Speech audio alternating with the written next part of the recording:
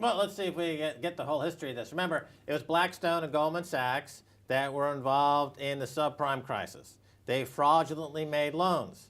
They fraudulently sold repackaged loans to their own customers. They fraudulently made bets against their own customers after fraudulently selling them the fraudulently packaged mortgages that was condoned by the fraudulent regulators in the U.S. The subsequent subprime crisis forced millions out into the street during the foreclosure crisis, which was, by the way, aided by fraudulently overlooking foreclosure laws. This, in turn, created a housing bust where the folks like Goldman and Blackstone moved in to buy these properties for pennies on the dollar.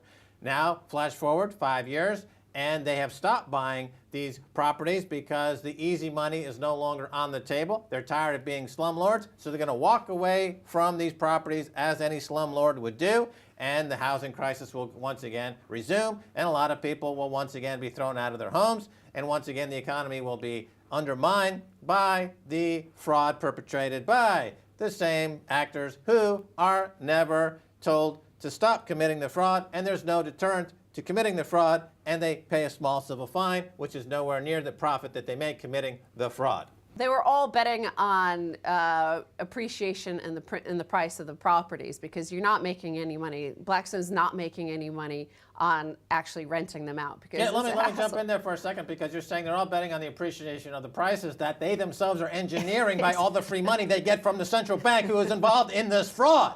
So you have a circle of fraud, 360 degrees of fraud, a daisy chain of fraud. You have Barack Obama, Eric Holder, Lloyd Blankfein, Jamie Dimon connected in the circle and daisy chain of fraud. You don't know, put tab A into slot B, into tab A, into slot B. It looks like Caligula on a bad day. It looks like the worst porno movie you've ever seen, where financial fraud is being stuck into every frickin' orifice you could possibly imagine, and they're spewing quantitative easing. It's like KY jelly to keep this orgy of fraud going until such time as somebody like Goldman Sachs says, oh, wait a minute, guess what? We just discovered we have herpes. And then the whole daisy chain breaks apart.